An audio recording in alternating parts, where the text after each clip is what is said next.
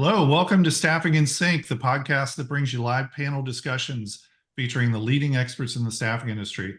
My name is Tom Erb, and I have the pleasure to have panelists Claudette, Cunitz, and Dan Mori with me. We are going to talk all about sales. That's the hot topic.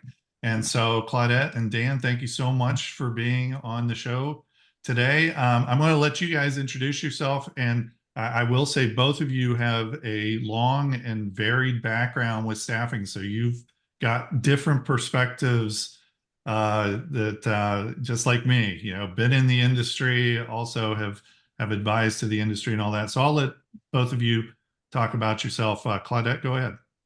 Thank you. Thank you for having me. So my staffing career spans 30 years. I joined it when I was about 12 and a half. But I've had just about every role in staffing, and it has been an amazing journey. I've learned a ton. Having been a selling branch manager, started out in Beverly Hills, California, and that was an interesting run. Wow. But moved all the way up through sales into ownership and leadership. So after that career, I decided to open up a consulting firm and help sales leaders and staffing owners with sales strategy and growth strategy and sales training. And so I've been doing that for about the last 7 years. So I must have started when I was 7 then, because that makes That's what sense. I was counting. That was my count right there, about 7. But yeah, I'm looking forward to this discussion. Thank you. Yeah, thanks for joining us. Dan? That's awesome. Tom, I'm grateful to be here. And Claudette, it's great to be on this panel with you. For those that don't know me, my name is Dan Mori, and not quite the track record that Claudette has. I've been around the industry for about 17 years. I got into it like most of us on accident.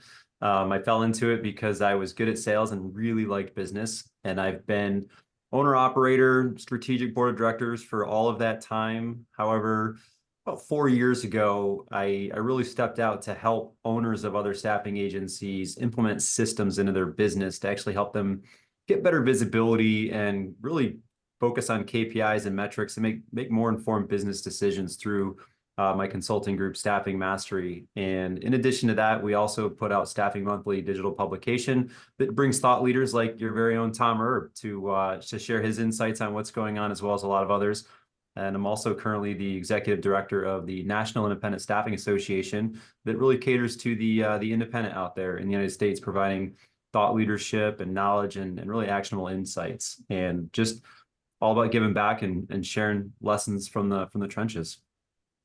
And then in your spare time, you have lots of other stuff to do, right? Spare time. What is that? What's that called? Yeah. Yeah, I kind of think of it. There's the old fable or adage or whatever of the blind men touching the elephant, and they all have a different feel of it. I feel like the three of us have come from those directions where we've been able to touch different parts of the elephant, because we've all come from different sides of it, all have the staffing background, but also have different viewpoints on it. So it's going to be a great discussion. So let me ask, I'll throw out a softball here. Is it harder to sell now? Yes. Yes. Okay. Next question. No. What? I get that all the time. So I get, boy, Tom, it's really hard to sell. I go, yeah, it's supposed to be hard, right? Why is it harder now? Why do you all think it's harder? If I may, in a post-COVID era, we have less workers, less decision makers working right in an office. So it used to be easier to just walk in, ask for who we needed to, and maybe even talk to them live right then and there. And that's been cut in half, literally. So the opportunities to just go canvas a particular area and walk in is limited now. That and email, we've merged to living in email as a part of our business and running things day to day. The average person gets 200 emails a day. How's an email going to get to the decision maker or anyone you want to influence about the sale, and have it be relevant, have the subject line be, critical, that they feel the need to, one, open it from someone they don't know. And so 200 emails equates to over 1,000 for most of us in any given week, and that gets to be a challenge. So there's a multitude of things, but those are the two biggest obstacles that I'm seeing. And they often, the third is how many touch points it takes now. You know, back in the day when I was selling, we could get a hold of somebody after 2 or 3 tries, and now it's like 10 or 12 or maybe 15. And my favorite example of trying to open up a large automaker was 88. So, you know, it That's just persistence. takes That is persistence. Right there. persistence. Exactly. You deserve that business. Yeah. Kudos. I thought so. So I see it the same way, and I agree with Claudette on that piece right there. Access to buyers is certainly a little bit more of a roadblock, and it's interesting to hear that benchmark about 200 emails. I think I'm well above average by that statistic. So, but I have a bit of a different take on it as to why I think it's challenging. I do agree with all that, and I think that exists. I think there's another element that a lot of staffing leaders aren't considering or aren't putting enough weight into, but I believe that our industry was very easy to sell in for so long that most of the salespeople, they lost the skill and they weren't kind of hardened or conditioned enough to actually be really good at their craft. Because it was easy, I guess they sort of atrophied a bit, if you will. And maybe some of the cold call skills have diminished, maybe the email calls have diminished or skills have diminished. But I think there's a bit of it that we sort of forgot the fundamentals of selling. And some of the best salespeople back in the day kind of moved on. They moved up the chain. They got into ownership. They retired. They got into consulting, like the three of us probably. And we're teaching other people how to do it. But I think that's a really missed mark. I think there's not enough really training and focus on the system and the skill side of it. But there is this other piece that I'm seeing a ton of, is that this is not like the typical recession that we had in 08, 09. This is different because companies actually have money, but they're flashing, economic recessionary signals because they're very reluctant to buy, but they still need people. Like the labor shortage is so bad. So I've tried to press like what is going on here, and this is what I'm seeing. Companies are tired of being sold by lackluster salespeople from companies that under-deliver. So they feel like we've basically commoditized ourselves. So now what they want to know is they're willing to pay for value, but they need the salesperson to prove it or sell into a value state. And then they need the agency to back it up. So they're really looking for a unique partner, somebody that can actually provide a unique value to them versus what is an overly commoditized value proposition that our industry kind of suffers from. So I think we've got diminished sales skills from coming through a pretty easy selling time, facing very reluctant buyers because they've been sold to, and they're a little bit mistrusting right now. I think what both of you said is dead on. I would also add, if we look back historically from an economic standpoint, the U.S. economy would go through a downturn about every 6 to 7 years, and that was consistent for like 100 years. Yeah. And until we hit 2008, 2009, and then we came out of it, and then for end of 09 and then into 2010, we then went through 13 unprecedented years of growth. And many people never ever went through a slowdown. Yeah. You're talking about if you got into the industry in 2010 and you were 22 years old, you were 35 years old before you hit your first slowdown, right? And one of the things that I learned early on, I'm going to sound like an old person now here, but I am, but this is the old guy talking, is that because we would go through a slowdown every 6 or 7 years, and sometimes we'd go through little downturns in between, right? There would be peaks and valleys. Yeah. We learned that we had to actually hit the gas during slowdown. Whereas what I see now is we actually see letting up of the gas, because there's this self-fulfilling, well, nobody's buying, so why should I make calls? Yeah. Why should I be reaching out there? We also have this horrible tendency to take 2 or 3 conversations and extrapolate it out to an entire market or industry. So if I talk to a couple of prospects and back to back, I get oh yeah, we're slow, we're not hiring. No, all of a sudden nobody's hiring. And then, well, then I'm not going to call. What we need to see, instead of just, hey, keep your foot on the gas, is, hey, stomp down harder on the gas And if it was taking you 150 calls to hit your goal in a week, then maybe you need to up that to 200, 225, whatever the number is to get you back to that. So I think that that's one of the issues. The other really interesting thing is if you think back to pre-COVID, American Staffing Association said that there were 20,000 staffing companies in the US. Yeah. Now, if you go on to ASA, it says there's over 25,000. And some numbers say that there's closer to 30,000. So just in a few years, we've had a 25% increase in competition on top of all the other stuff. And I was on a call yesterday where somebody brought up a great point, which is AI, and we'll get into that a little bit because, of course, we have to talk about AI, right? I think it's required now on podcasts. We talked to someone about, but now with AI and automation and all that stuff, we're just at the very beginning of emails getting even more flooded, because there's just going to be so much more automation that goes into it. So I think it's a perfect storm of an awful lot of things. And the last thing I would say too is that 2022 was a high watermark for our profession. Yeah. And now we're comparing ourselves to 2022. And so, we had never hit those levels before. And then 2023 was a drop down, but yet it still was one of the highest years we'd ever had in the profession. So we're also comparing ourselves to some pretty high water marks. But it definitely is getting more challenged. What are you seeing in the economy in general out there? What do you say? Are you seeing, do you think that there's lots of different economic indicators that all seem to be conflicting? What are you seeing? I'm seeing a lot of everything. So I've got clients that are growing by leaps and bounds. They've decided to niche. They're growing deep and wide inside of that vertical, and they're doing quite well. I have other clients that are really struggling to have enough job orders and enough work to keep them busy, and everything in between. I think that, depending on the sector, depending on the market, there are a lot of influencers out there. And you're right, it's an election year. It's an interesting economic time. Our Dow continues to grow rapidly, but we still have very high inflation. So what does that do to the average corporation that's looking for people?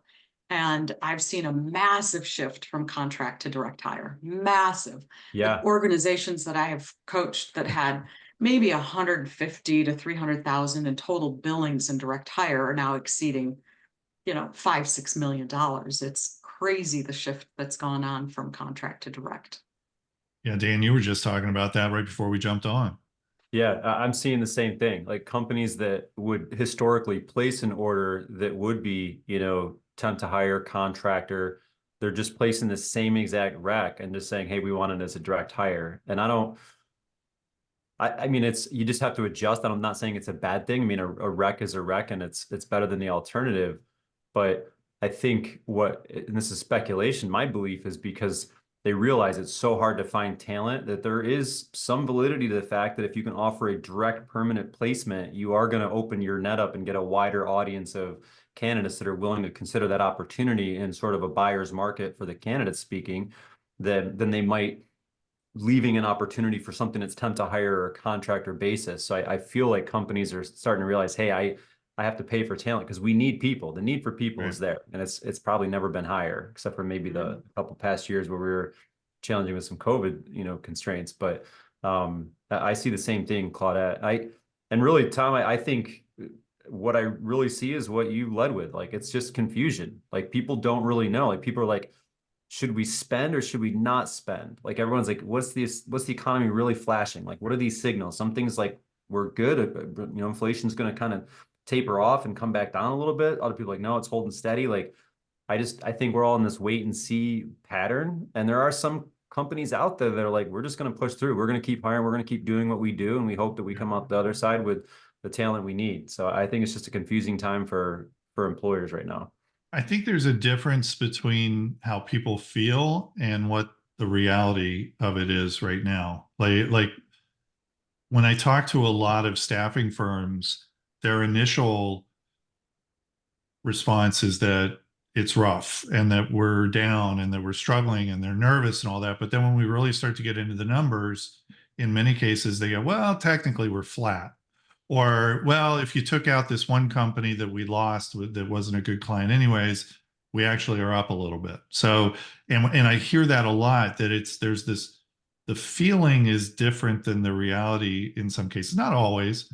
I also say that there's, the US economy is not an economy. It's 10,000 micro economies, right? And it can be, you could have one staffing firm in one part of the market servicing certain types of companies, and right down the road you got another staffing company servicing different ones but similar ones, and they're doing great and the other one's struggling. So it's a very odd time right now, but I think it's a good opportunity for salespeople to really capitalize on it. When there's uncertainty, there's opportunity, right?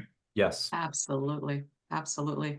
The one thing I know is that staffing still has an identity problem. There is still a perception by buyers that we're all the same.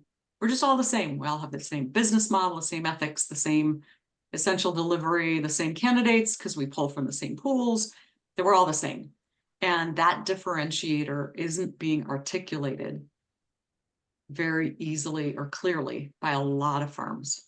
And sales is still sales. Yes, it's harder, but the folks that get it and are going out there with higher activity, doing the right things, getting in front of the right audience, are still succeeding. There's still opportunity for success. And to your point, Dan, I agree with you wholeheartedly that the industry has morphed into, oh boy, great selling, great growth, great oops. And then now those sellers are just ill-equipped. They're ill-equipped to sell. They are ill-equipped to know what to expect and the how to strategically sell inside of accounts. And so there does need to be a complete retrain. And those organizations that are taking those role play and training and everything we used to do for sellers to bring them up quickly has just gone by the wayside. I can't tell you how many organizations said, yeah, we used to do role play. We don't do that anymore. Like, why not? You know, right? You've got new sellers. You need to bring them up and quickly, and if they've got to fail fast with you in the room as opposed to failing in front of the prospect. Oh, that's the worst. And we got new buyers. The companies are buying different, and there is a new generation of buyer out there, and so we might need to dust off the role practice, guidelines and update it a little bit to be more modern. So it's a good opportunity for us to revamp ourselves. And you said it spot on, Claudette. We have an identity crisis. The staffing industry is incredibly vanilla, and we do it to ourselves, because we're all, and I shouldn't say all, but most of us are out there pitching the same thing. We have great service. We've got the best recruiters. We've got the best tools, but it's superfluous. Like, it doesn't really ever go deeper. And I feel like most agencies don't actually understand the value that they truly can provide to their client. And sadly, I don't think they understand how they provide it. And that's what I'm seeing most of from buyers is now they want to say, how can you recruit better than me? Because you're all fishing from the same pool, but we all have access to the same tools. They can post on Indeed. They can go to LinkedIn. They can really get some of the most sophisticated HRIS systems out there. So now you have to actually exemplify or demonstrate specifically why you're a professional recruiter and why and how you can actually do it better than them to create that value. And that's really the, what I'm seeing out there as well from buyers. Yeah, I agree. We have some great questions coming in, so I'm going to get to those in a second. So keep coming in with your questions, because they're great questions and we'll get to them. In fact, I had a point and I'd lost it, so I'm just going to go ahead and answer a question here. So Hogan, hey Hogan. Claudette, you mentioned some companies are growing rapidly while others are struggling to find new business. What do you think growing companies are doing right? And what advice would you have to those struggling? Great question. Yeah, so struggling organizations need to double down on sales, and they need to make sure their sales are effective, their salespeople are trained, that they have a story to tell. That vanilla message of we have the best people, have the best service, do you have any jobs, can we work together, just doesn't work. And so what I'm also finding is that the younger generation of sellers coming up are not making phone calls. Right. They're hiding behind emails, thinking that texting and email is just going to be enough, LinkedIn messages. All of that is just hiding behind. They aren't comfortable having the conversations. So there's a multitude of things, but I would say sales training would be first and foremost, and teaching your sellers through role play how to get comfortable with the phone call and picking up the phone. Here's the thing, 80% of sellers have reduced or eliminated prospecting through the phone. What does that leave for the savvy seller? There's only 20% of the competition actually making those phone calls. So I love that statistic, because if you're going to be different, pick up the phone. It goes back to what I said earlier, which is that when it's gotten harder, people have actually taken their foot off the gas. And it's a crazy phenomenon. We've seen it on the recruiting side when it was really hard. It was like, well, we don't have any jobs, so I'm not going to call candidates. So, but you're right. It opens up a great opportunity. I think anytime that we're faced with adversity of any kind, this is where the cream rises to the top, right? It's like the Tour de France, where when they're on flat ground, everybody's all bunched together. It's when they go up the mountain that the best ones separate themselves, and the best ones want to get to that mountain. They don't like the flat ground because they can't distinguish themselves. Well, we've been going on a lot of flat ground or even downhill for several years. So now we're going uphill, and it's okay. Now's the opportunity.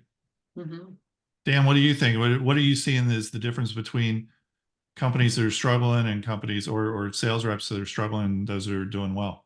So Claudette obviously raises some really good points, is that, you got to look at your hits and your hit rate. What are they actually doing now, and where are they getting success, and maybe what were they doing in some historic benchmark? And that will be a good gap analysis for it.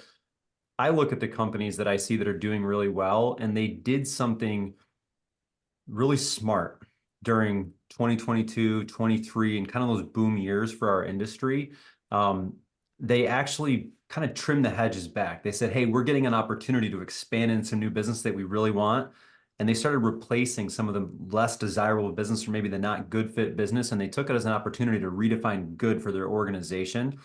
So what I see is they said, hey, this is what a good client looks like. This is a good industry. This is a good company. These are good roles within this industry. Let's target these. These are good pay rates within this industry. And this is what a good bill rate looks like. And they provide so much clarity and focus to the sales reps, so they know exactly where they're going, versus just trying to be a generalist and doing general canvassing and looking for anyone that has a job ad on LinkedIn or Indeed, or looking for a now hiring sign or whatever it might be. Like, they're very focused in their approach, and they only hit that sweet spot, which increases their chance of success. But also, as a byproduct of that, those people, those sales reps, are becoming experts in that kind of that vertical. So they're sort of narrowing down, and they're getting more focused. And what I love about that is it goes back to what I mentioned earlier, is when you do that, you start to specialize. And right now, when buyer reluctance is high, and when they feel like, oh, we got a bunch of the same agencies, they're going to go to the one that seems like a specialist, and they might even pay a little bit more, believe it or not. It seems probably crazy to hear that.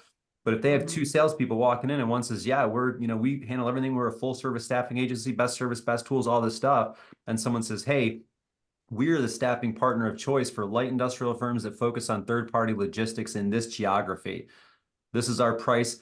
The client's going to be like, that's what I do. Like, I feel like I'm better off with this salesperson.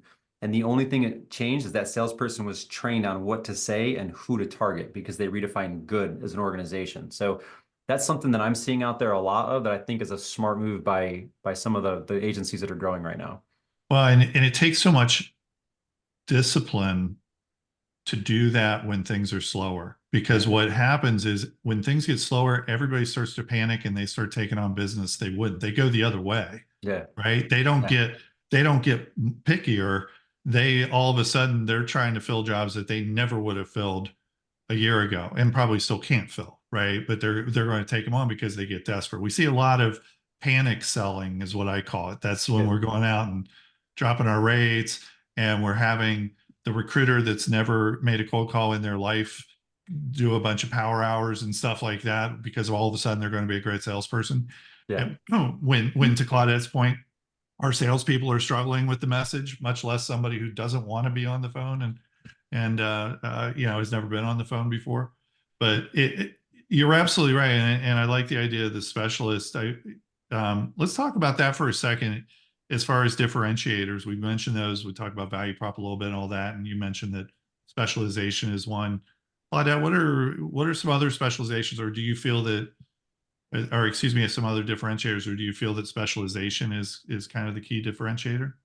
It is critical. If you walk into a sales meeting and sound like everybody else, you're just going to be considered like everybody else. If you walk in sounding like the subject matter expert in their industry, it's what buyers want to hear. They want to know there's familiarity. So it's not like, having a car that you trust and the brand that you trust. You don't want to stay with that same car. You want to stay with the same brand, but you want it to be familiar. And that's the buyer's mentality as well. They want to buy from someone different, but they want to know there's familiarity in their brand, in their product, in their industry. And if we can exemplify that knowledge going into those meetings, there's going to be an automatic building of trust.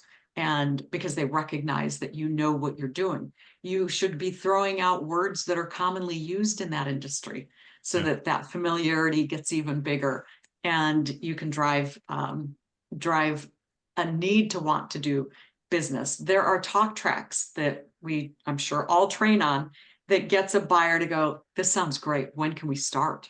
Right. As opposed to, well, I have to think about it. Well, thanks. You're one of 4 I'm interviewing today, or, we'll get back to you in a month. We don't have any needs right now. Our peak season is in 4 months. And we just don't know how to reply to that. So with the right tools, with the right training, with the right differentiators and familiarity, you can make a big difference in that sales call. You're trying to shift the demand over to your side, right? Away from, because typically salespeople go in and the demand is all on the prospect side. I want their business. And they're just going, well, you're just another staffing company. You're one of 200 that calls on me, right? We want to have those talk tracks. We want to have that differentiation, that where they go, that actually does sound a little bit different. There might be some value there. And then they start to ask questions. And then they go, well, when could I get that proposal from you? Well, when could you come in to do a facility tour or meet or do that intake call or whatever? That's when you know that you've shifted that demand. Yeah. And that's spot on it. And honestly, I'd like to piggyback on both those points. Claudette, you're exactly right. Like, you have to actually immerse yourself in the industry and specialize a little bit so you can actually speak their speak. But one thing that I'm sure that you train on that I feel like it can't be overstated is the buyer will always judge you based on the quality of the questions that you ask. So if you know your industry that you're going into, and you know that you might be facing a peak season objection, right? Like, our peak season is not for 4 months away. If you go in and you say, hey, typically when I work with companies in your industry, it seems like your peak season might be about 4 months away. Is that about right? Like, if you ask that question like that and they're like, wow, this person knows our business, like, great. Hey, why are you meeting today? Is there something urgent about meeting today in preparation for that peak season? Is there something that you hope I can provide for you today? Or what are you trying to solve for 4 months out? And you start to get into that question, and like, that's just a huge way to really differentiate yourself by asking better questions. And going back to the specialization, there's like this is like low-hanging fruit to be able to differentiate yourself. And I feel like this is like the beautiful hidden away nature spot that no one knows about until that one Instagram influencer finds it and then everyone flocks to it. So like, you can use this until that happens in our industry, but literally, we have some of the best technology out there, and not all of our clients actually have access to all of it.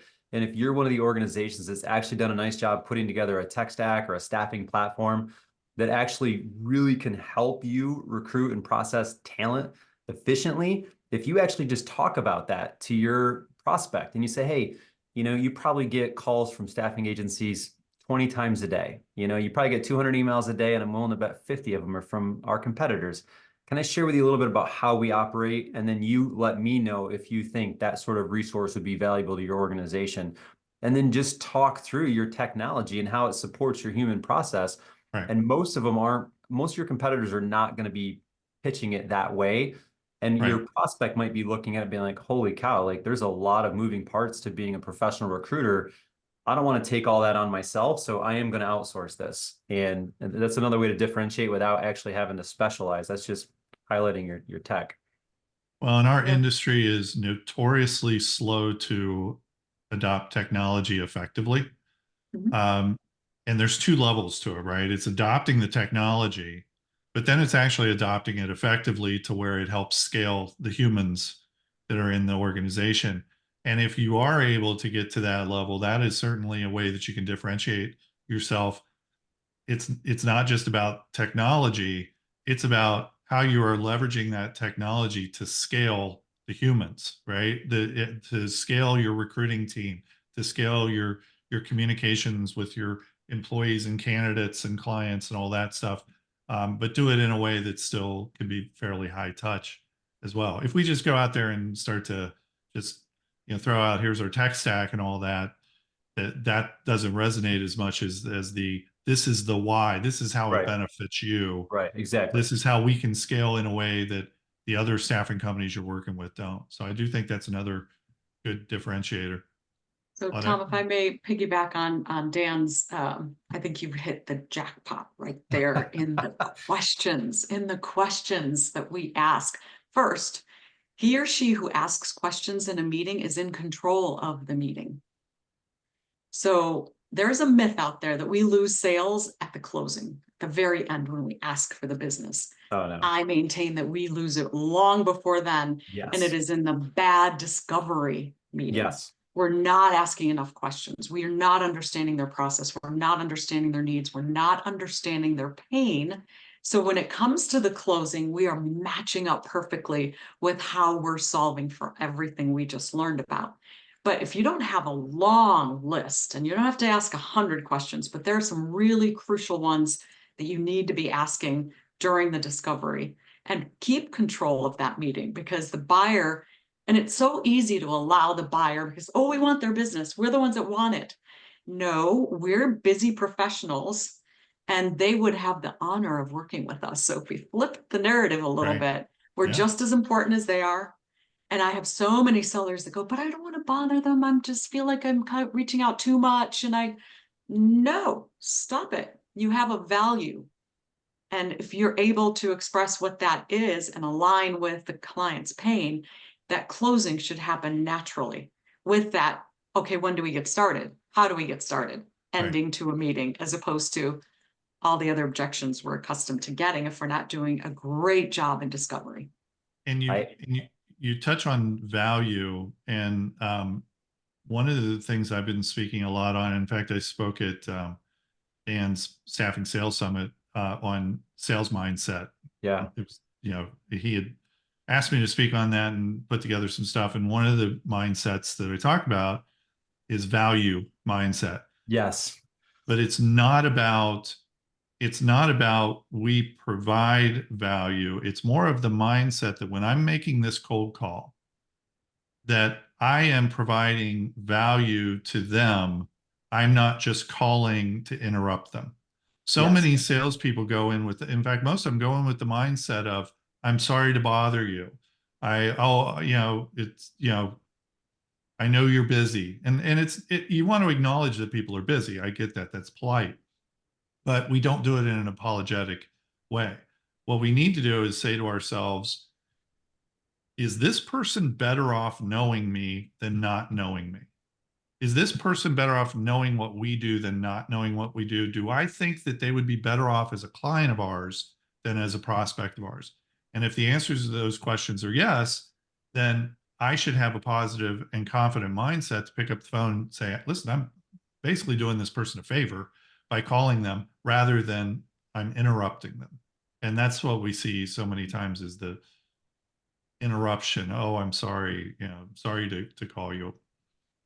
That's exactly where I was going to go, Tom. As soon as Claudette said that, I'm like, yeah, that's a major, basically cancer in the sales organization of the staffing industry is we instantly set the subservient approach by that. I'm sorry to interrupt. I'm sorry to bother you. I won't take up too much of your time. And it's, if we don't believe that what we have to offer is of value, we're never going to have that confidence, and we're not going to exude it, and it's never going to be interpreted by the buyer. And they're going to think that we're interrupting them, that we don't have any value, because we just have to convince them that we believe in what we're selling. Right. And if we really do, then they feel that. So like, that's a thing that any organization can do, is one, get your people to really believe in what we actually offer and demonstrate how we're helping our existing clients. Like, not many people, I'm sure, on this call are actually trying to get their first client. Like, we're probably out there with some clients that we've already helped, and we've got a lot of success stories. Like, success leaves clues. Like, go learn what you've actually done to help other organizations and learn from that, and then build some really good questions that you can take into the next meeting and say, hey, have you struggled with this, or this? Would you be interested in hearing how we've actually put together a solution to solve this, or this? You know, and they're like, wow, I do struggle with that, you know? So yeah, but you got to have the mindset. You can't be thinking you're interrupting people. Like, I always, like, we've all been in need of help at some point with something in our lives, and we've been grateful when there's someone there that can actually help us out. And that's what we're doing. We're just trying to find people that need our help, and we're trying to offer to help them out. Let's answer some questions here. We've got some really good ones here. So Emily asks, how do you suggest we capitalize on opportunity in a down market? We touched on that a little bit, but when we talk about there's opportunity in a down market, what is that opportunity, and how do we capitalize on it? I got two super quick hits. One, you already have business, so you basically got to use the McDonald's approach of the would you like fries with that. If you're familiar with the story, as soon as McDonald's introduced that question, would you like fries with that, their sales skyrocketed. The rest is history. You should be telling your recruiters and anyone that touches a client every single time they have an interaction, just ask, like, hey, are there any other orders I can help you with today? You know, just start asking more. And that's like the low-hanging fruit. The other quick hit to know is that it's important to recognize that in a down economy or in a down market, there's always two sides. There's the haves and have-nots. There's the side that's doing really well, and there's the ones that are getting crushed. And that was like that in 08, 09 market. It was like that during COVID. It's like that a little bit now. So you have to just find that side that's actually doing really well and target it. But here's the quick hit technique that I'm going to share. The best way to grow in a down market is through market share. You have to target your competitors' clients and pull them over to you. And here's why. We all fall short. We all fail our clients at some point. And right now, they might be getting fatigued with your competition, and they might be willing to listen, right? Because it's been hard staffing for years now, and it's been hard. And clients are getting fed up with it, and they're willing to listen to somebody else. So this is what I recommend. You can do a lot of market research, or you can use resume databases and search your closest competitors' names on resumes, and you're going to find resumes that actually have candidates that worked for the clients of your competitors, you know, and then start digging from there. I won't go into all the details and monopolize the time, but start digging from there and find the companies that are already using staffing agencies.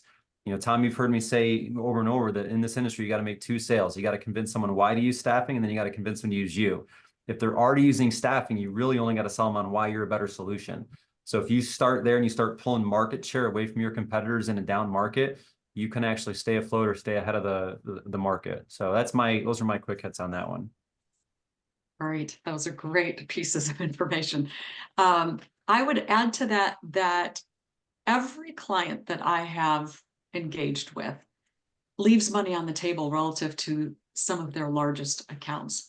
Yeah, we work with, you know, Joe and Susie in department XYZ. I said, well, how many departments are there? Oh, that's a good question. I don't know. But they're working with one department in a very large organization, and they're not what I call spidering and growing outside of that. So when I meet with a client, we go over their client list and we go over the potential. And every staffing firm I know is leaving money on the table without asking my favorite question after you've just wowed one manager in one department. Who else do you know that can benefit from a relationship like ours? Simple question. Yeah. Simple question. And it goes such a long way. You get introduced. If you're on site, great. They're down the hallway. Let me introduce you to so-and-so. They've got some hiring needs coming up. The other tip is that you have contractors on the ground at your customer site. Teach them to be your mini salespeople in the field. Teach them what to listen for in staff meetings. To ask them to listen up when they're saying there's project work coming. Ask them to listen for, we've got peak season coming up. We don't always know that information. Our clients aren't always forthcoming, but our employees are right there listening to everything that's going on and feeling what is happening at the company. So 2 quick tips is grow inside of the current customer base that you have. I guarantee you there's missed opportunities. Yeah. And make your contractors, temporary workers, your mini salespeople in the field. Teach them how to do that. Yeah, great points. I would just add in 08, 09 during the recession, and keep in mind, as an industry, we're down about 10% right now. We were down as much as 40, 45%, depending on what vertical back in 08, 09. It was much, much different. It was rough. Yeah.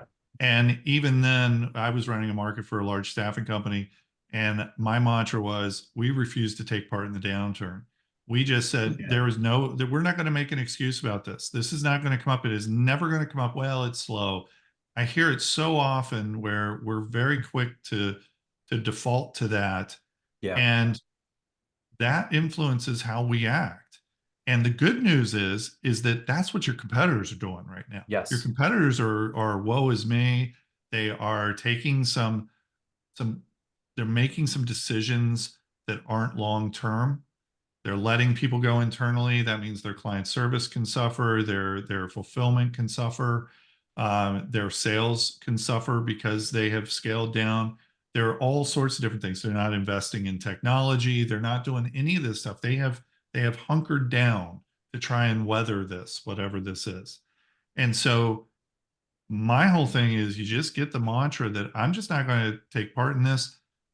If we're down by 10%, that means there's still 90% out there. So to Dan's point, go steal it from your competitors because they've taken their eye off the ball. That's my number one thing. And just double down on activity and visibility and all of those different things. Yeah. Let me, I know let's get into some other questions. Going back to the direct hire discussion, Dennis says, with the large shift for clients shifting recs from contract to hire to direct hire, do you see a discounting of direct hire fees and or extending guarantee periods? No. Next question. I always advise against it. Yeah. You want to expand on that a little? Yeah, I hate the idea of commodity. Look, in a market like what we have today, where it's more difficult to find, especially technical talent, manufacturing talent, it means that it takes us as an organization more time, more money, more resources to identify that top tier talent. Why would I discount that if it takes me longer and more work and more time? I feel like we need to increase our percentage for the direct hire fee during times like this. So, they want top tier talent. They're going to have to pay top tier dollars. I'm a firm believer. I do see some discounting. No one that I'm advising, however. I completely echo your sentiment, Claudette, because for some reason, I swear the staffing industry is the only industry out there that refuses to participate in the supply and demand economics. It's like talent is in such short supply, especially really qualified talent. And we're like, oh, we'll just give it away. And I'm like, no, how about you just search a little bit harder for the person that values it and it's willing to pay you a reasonable price for it, right? Don't just give up, And so I'm with it. We don't extend guarantee periods. I don't advise discounting direct hire fees, and no is a complete sentence. Sometimes buyers will ask you for it because they don't want to be sold, right? Again, goes back to that reluctance. And if you're just like, no, we don't discount our fees. Like we will find you good quality talent, and this is what our service fee is. If it doesn't work for you, we understand that, and stand pat. No, stand on your value, have conviction in the value that you can provide. Yeah. I'm a big believer in maintaining your fees as well. I will say that there are some opportunities to work it to your advantage from the standpoint of, in return for a lower fee, I require an engagement fee upfront. Sure. Yeah. And one of the things that we do a lot of times is we'll have 3 different options. So you have contingent, which contingent search, our industry is lucky to get 10 to 15% conversions on contingent, right? Yeah. And so 85 to 90% of the time, you're working for free. You never get a fee out of it. And if our average fee on that is 30%, let's say we have a 10% conversion rate, an actual 10% success rate, that equals out to a 3% fee across 10 searches. So if we then know that if we get some sort of an engagement fee up front where they pay us 25% up front, 4,000 up front, whatever that number is, then that increases our success rate up to 75 or 80%, then we've got a little bit of room to move on that fee.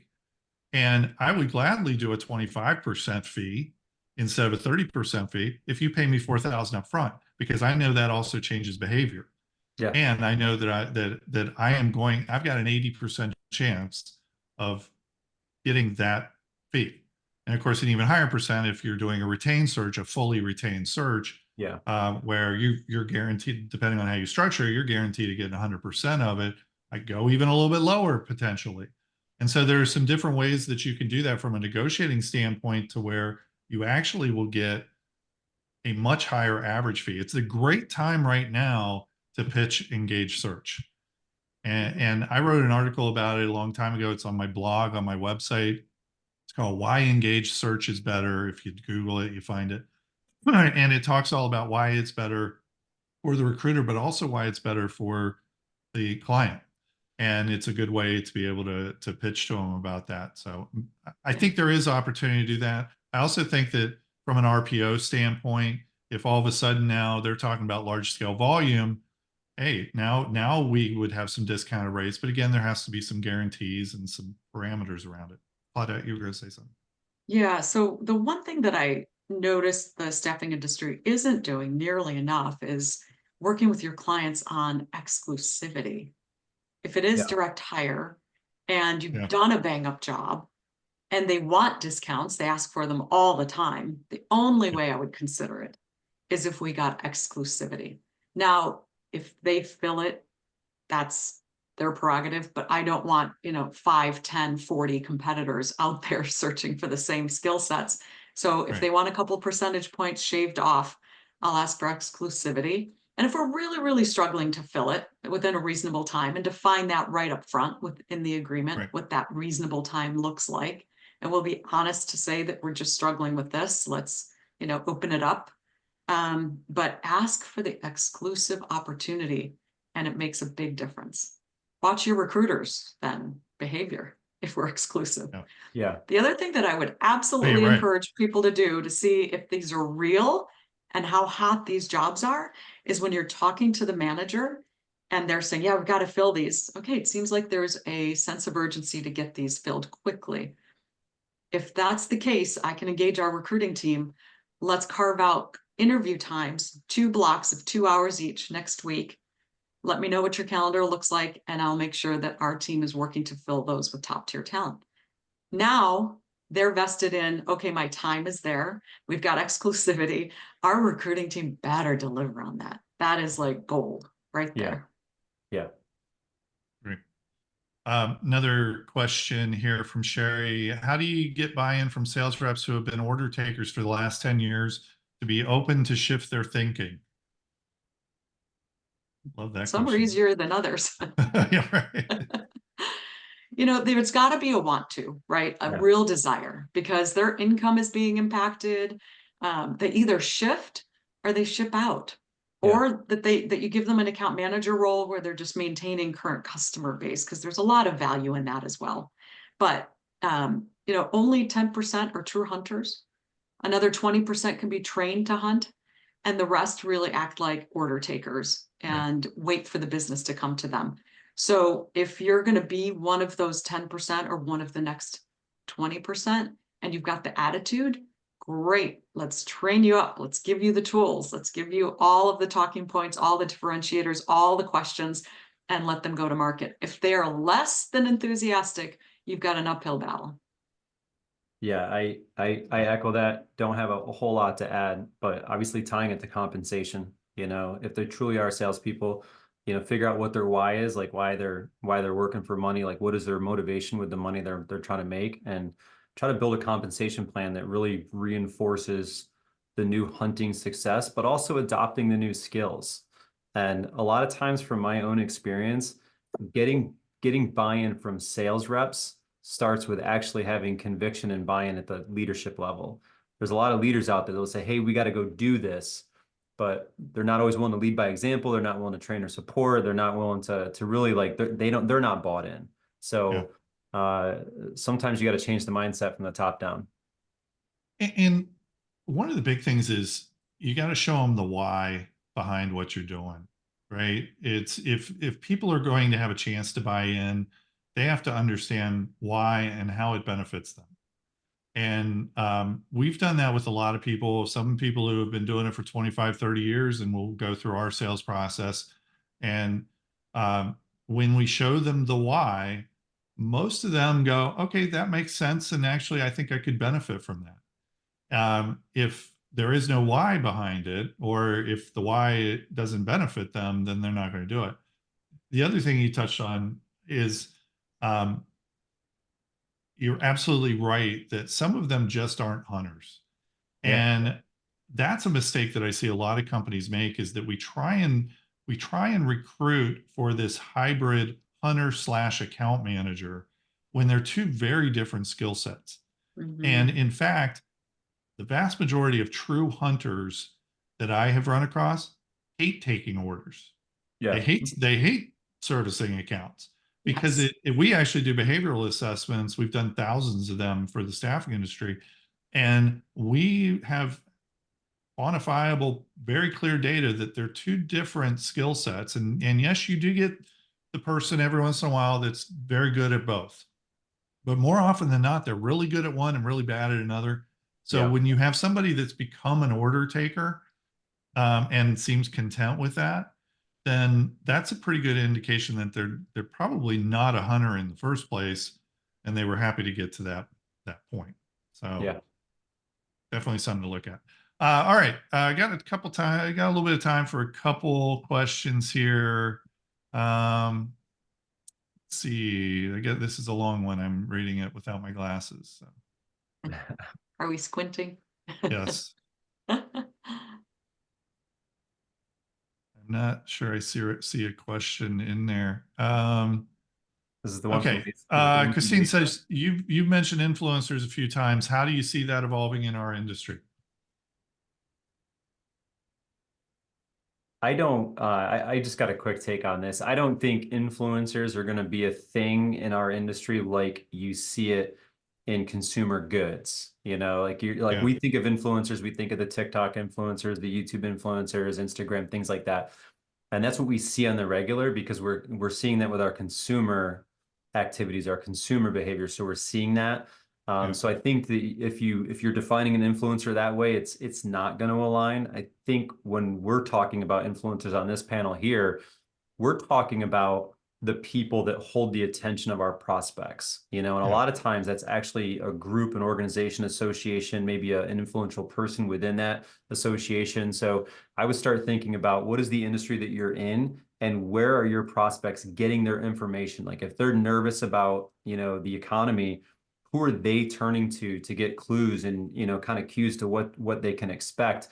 And then who's actually providing that information. And I think that's going to be really the influencer that we have to be identifying. And then how do we get kind of in their orbit is really how I would structure that. But it's not going to be like, you know, the consumer influencers of today.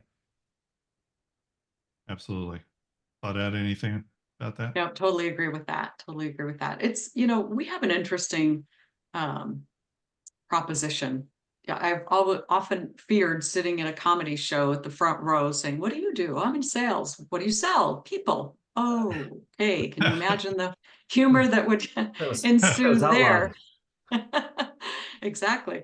So we're, you know, we're in a unique business, but I think it affords us so much opportunity if we can get creative, if we can get, you know, serious about the story that we tell about how we're different, how we know the industry that we're supporting, subject matter experts. I mean, come across with confidence and the ability to support your clients with their needs and their efforts, then I think we've got a winning formula. Yeah, I agree. And I agree with Dan that you said we're not going to have the TikTok style of influencers, but we certainly can be subject matter experts. And I'm a huge proponent of it. It's why the three of us are on this call, right? Is because we do project ourselves as subject matter experts. And that's something that you can do in the staffing industry. And that's another way to really differentiate yourself, is go and do a webinar for your prospects. Get involved with the local SHRM chapter or the local manufacturers association, or whatever profession that you're in, and get involved, get to know those people, those influencers within that profession or industry, and be associated with them. And then you kind of get the credibility that comes along with that. So big believer in that.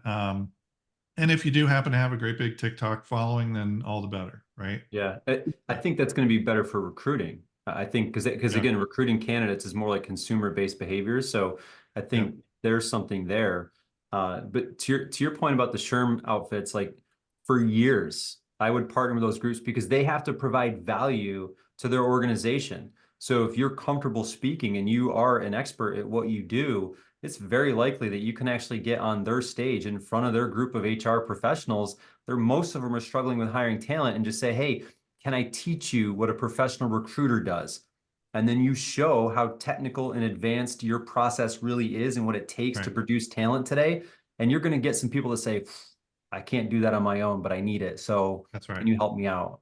Every single time I would do that, I would come away with leads, people saying, hey, how can you help me find talent for my organization? Because we can't do what you just said that you have to do to get talent today. Tell them exactly how you do it, and they'll say, that's great.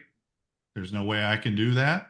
I wonder if they could help me. And that's how you get to it, right? We have just a couple minutes left. So real quick, when I ask you, just one takeaway, what's your last piece of advice to the people that are listening to this podcast? Just one good piece of advice around sales. So Claudette, I'll let you start. Okay, one piece of advice.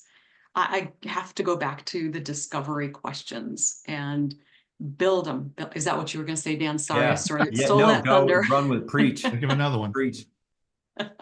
Okay, Dan, you go, and I'll come up with another one. No, go ahead. No, go. I want to hear. I mean, there's so much value in asking for that pain point, because when we get to that end, we can't match it up. So I really am a firm believer. Here's another tip, if that's where you were going to go, is in a downturn, if that's truly what we're facing, because we've got some lopsided economic data coming up, then reach out to the highest level of HR at the company that you know is going to be laying off. If you're not signed up with WARN, WARN, it's a government site that forces is a harsh word, mandates employers that if they're going to lay off more than 50 people, they have to put it on this website. So you can get alerts in your industry, in your market, and get a hold of the highest HR person saying, I understand you're going to be laying off over 50 people coming up. We're in the staffing business. We have jobs. Let us help your laid off workers get and gain employment. How can we connect with those individuals? Those HR leaders will happily take that call when you can call them on trying to sell your staffing service for years, and they won't answer a call. This they will take. And then you've built a relationship with that highest level of HR person. And if they're laying off, they may get laid off. They move on to another company that's hiring. You've just built a new client. Great. Yeah. Great advice. Dan, 30 seconds. So it's affirmation, because I'm echoing what Claudette said about the discovery piece of it. If you get really good at discovery, you will close more deals. Let me tell you how to set it up. Go look for the successes that you have. Go talk to your existing clients. Say, why do you use me? What problems do I solve for you? What does those solutions do for your business? And then reverse engineer it to create your list of questions, and then go find companies similar to them that you can go ask those great discovery questions to. So you are the expert to them, and you will seem different, and you will get more business out of it. So I'll stop there. Thank you both so much. Just great advice, great conversation, great session. I really appreciate you coming on today. So, and thanks for everybody that is tuned into this. If you missed any of our past episodes or want to revisit them, you can find recordings of our discussions on popular podcast platforms like Spotify and Apple Podcasts. You can sign up for the next Staffing in Sync, as well as access a video library of our past sessions on our website, staffinginsync.com. Staffing in Sync is produced and sponsored by HR Logics, the top provider of Affordable Care Act compliance for the staffing industry and essential staff care, the largest provider of health insurance and benefits for the staffing industry. Thank you again for your support, and we look forward to having you on the next Staffing in Sync. Thank you. Thank you both. Thank you. Thank you. Bye-bye.